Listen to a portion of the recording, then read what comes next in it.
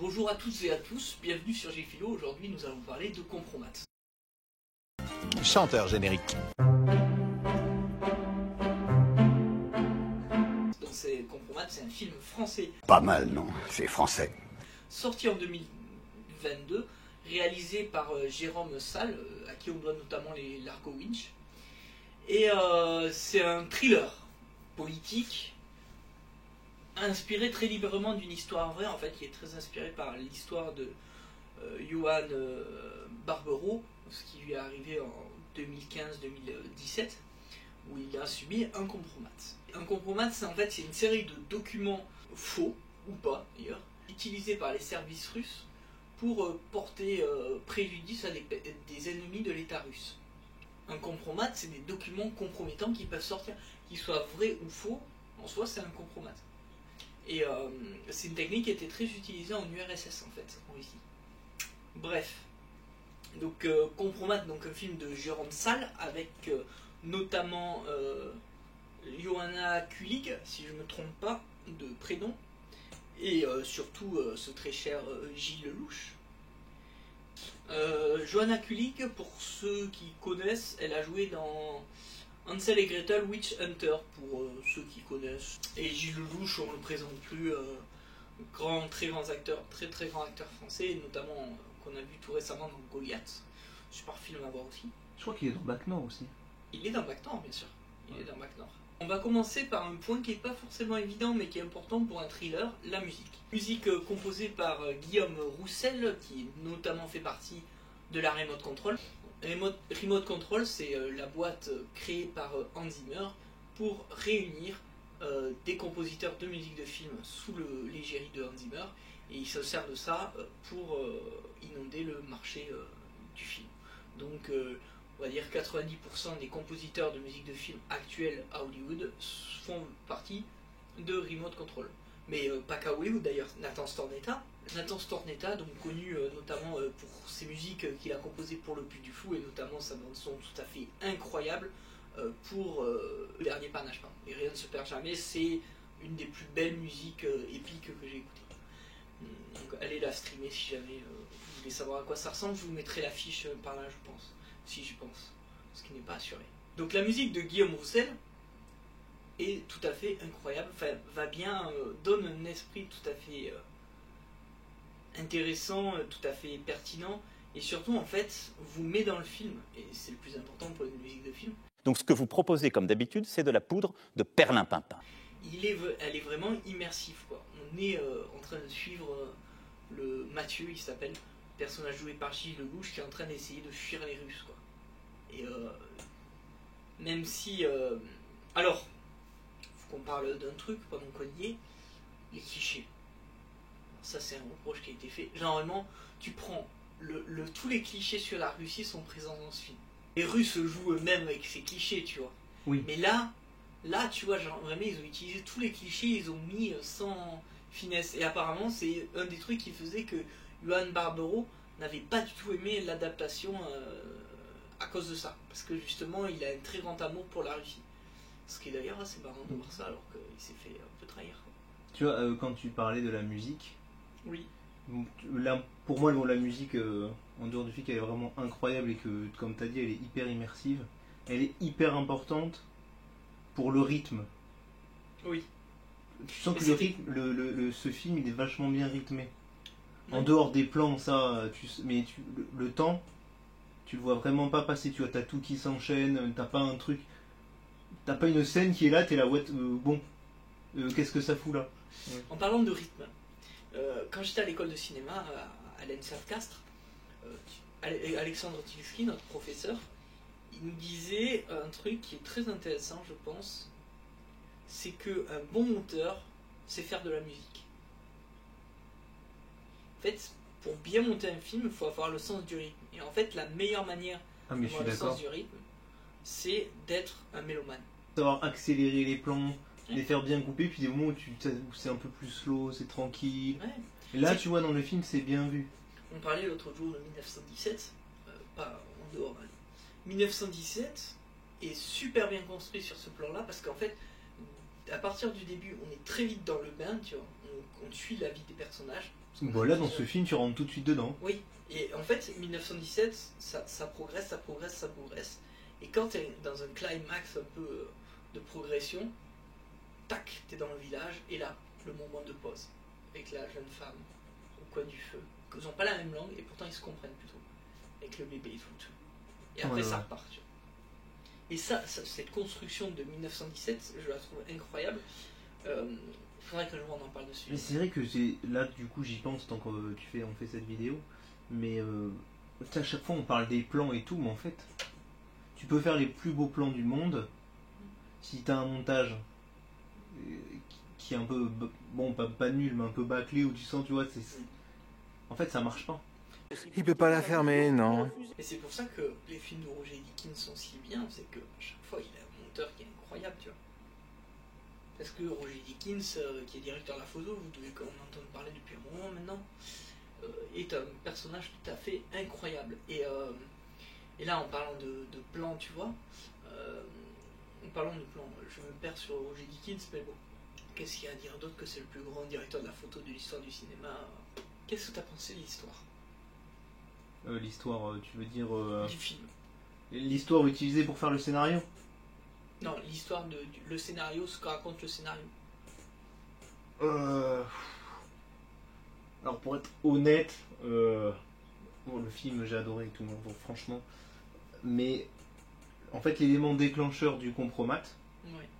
bon pour pas spoiler, je vais pas dire le pourquoi du comment. Oui, mais parce qu'en fait il y a plusieurs éléments. Mais il y a plusieurs éléments, mais l'élément déclencheur, déjà je m'attendais pas à ce que ça soit ça. J'ai trouvé dommage de réduire la culture française à ça.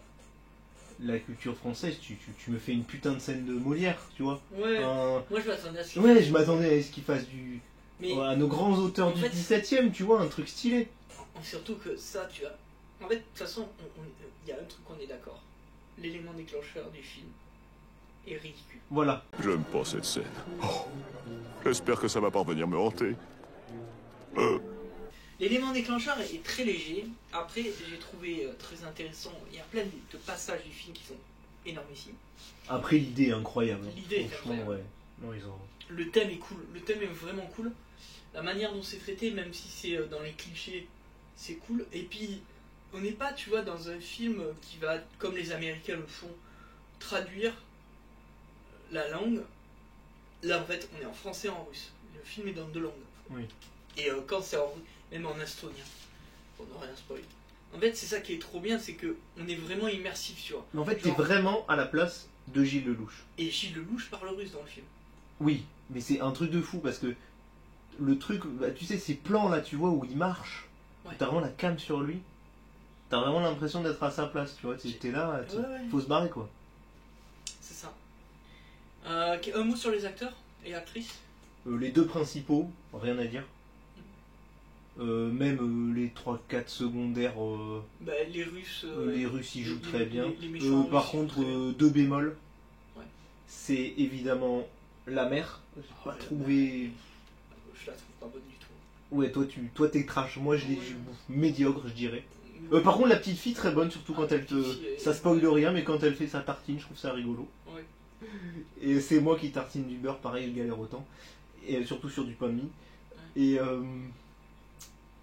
Et celle, tu sais, dans l'ambassade, là, la meuf un peu âgée. Je sais pas. Je crois que... L'acteur, par contre, l'avocat, je l'ai trouvé très bon. Ouais, je sais pas Je sais comment il pas. s'appelle. Non, pas du tout, avec son petit accent là. Il est incroyable. Et le père orthodoxe.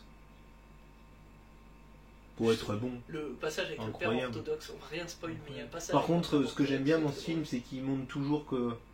Il faut toujours que tu aies un petit clin d'œil du destin pour pouvoir t'échapper. Ouais. Tu sens vraiment que. Ça, par contre, je trouvais dans le film, c'était bien vu. C'est que tu peux mettre toute la bonne volonté du monde. Tu peux préparer autant que tu veux ton évasion, tu le prépares. Ouais. Il faut quand même qu'il y ait. Il faut. Ouais, c'est ça, il faut que tu aies un petit signe, une petite étoile quand même qui t'aide. Ouais, non, donc du coup, super film, je vous le conseille.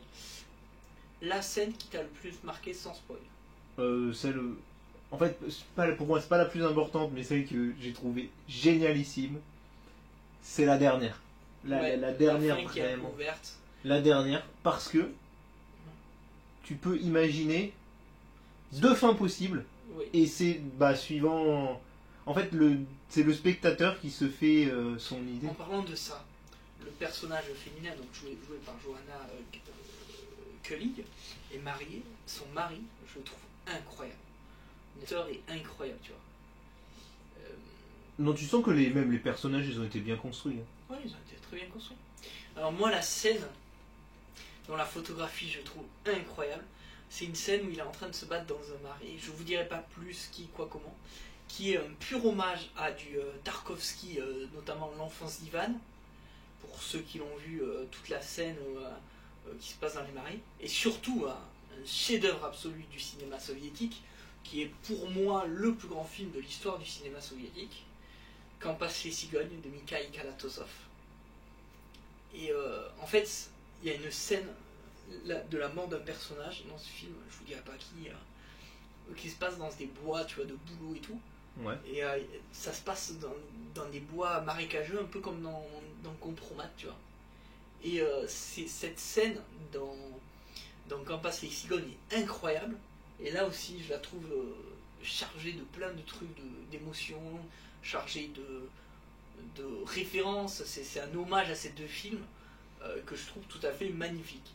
Enfin, je pense que c'est un hommage à ces deux films parce que je n'ai pas questionné le réalisateur. Non, c'est sûr. Peut-être un hommage à Titanic dans le film aussi, si on est un peu. C'est ça. Il y a un putain d'hommage à Titanic, oui. Ah oui. Oui, clairement, oui. D'ailleurs, en parlant de ça, certaines scènes peuvent choquer, et certains dialogues peuvent choquer la sensibilité de certains publics. Donc on se dédouane de tout problème vis-à-vis de ça. Max a de nos amis, c'est pour ça. Dédicace à toi, Max. Je sais que tu regardes cette vidéo, donc dédicace à toi. T'es le meilleur. Excellent monteur d'ailleurs. Ouais. Si vous cherchez des monteurs, Max.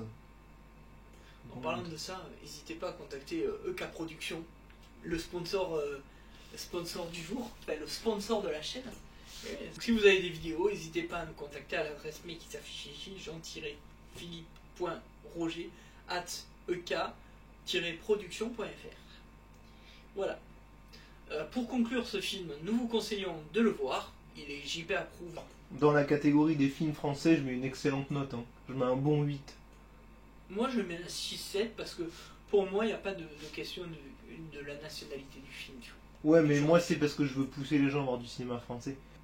Crac, crac, lapin. Ah, voilà, c'est crac, crac, lapin, crac, crac, lapin. Là, ils ont fait le hamster, le dinosaure. Il y a tous les animaux qui sont passés. Les vrais films français qu'on va voir au cinéma. Boîte noire, c'est validé. À fond. Goliath, c'est validé. Compromat, c'est c'est validé. L'année du requin, c'est pas validé. On n'est pas allé le voir celui-là, je crois. C'est tout cas. L'année du requin. Ouais, il n'existe pas. Il n'existe pas. Il y a peut-être une critique qui apparaît là, mais on veut pas faire. On fait comme s'il n'existait pas. On fait pas de. Ouais, l'année du requin. Adieu les cons, tu l'as pas vu, mais il est incroyable. C'est un des films. Oui, mais ça, je te fais confiance. C'est juste que c'est pas mon genre, mais tu vois. Il est vraiment tellement bien. Qu'est-ce que j'ai comme film français? Et puis là, celui qu'on va aller voir qui a vraiment l'air bien, c'est Novembre. Ah oui. Sans qu'ils ont envoyé de la Novembre. patate. Oh, Notre-Dame brûle aussi. Notre-Dame, bah bien sûr, putain. Non, mais tout ça pour dire que non, il y a plein de. Ça me fait penser. Il n'y a pas plein, mais il y a des films français où ils respectent le public, où tu sens que le budget il est mis aux bons endroits, et ça fait plaisir, quoi. Ça fait zizir. Après, le problème, c'est qu'en fait, le public est matrixé par du Marvel, tu vois. Et le problème, c'est qu'à force d'être matrixé par du Marvel, le public Le problème, c'est que. capable Ouais. d'apprécier, tu vois. Donc, le cinéma français n'est pas mort, malgré cette certaine tendance du cinéma français que dénonçait déjà Truffaut en 1956, dans son texte Une certaine tendance du cinéma français. Pareil, au cahier du cinéma. Lisez-le, ce texte. C'est la définition de mon cinéma. Et du coup, regardez-le, prenez du plaisir, donnez-nous en commentaire ce que vous en avez pensé. N'oubliez pas de vous abonner, puisque 97% des personnes qui regardent mes vidéos ne sont pas abonnées. On conclut. Ciao, bis, bye.